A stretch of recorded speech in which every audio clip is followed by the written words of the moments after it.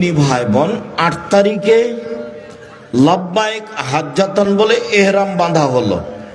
এখন যাবে মিনা। মিনায় জোহর, আসর, মাগরিব, এশা, ফজর সময়ে কসর সালাত আদায় করতে হবে। জোহরের 2 রাকাত, আসরের 2 রাকাত, এশা 2 রাকাত, মাগরিব 3 রাকাত, ফজর 2 রাকাত। টাইমে কসর করতে হবে। ফজরের সলাতের আগে মিনা ত্যাগ করা হবে না।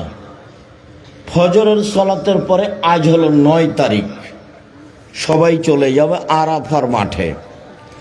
আরাফার মাঠে কোনো ইবাদত নেই, উপস্থিতি।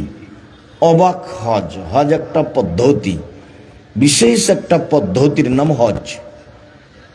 এখানে কোনো ইবাদত নেই, উপস্থিতি।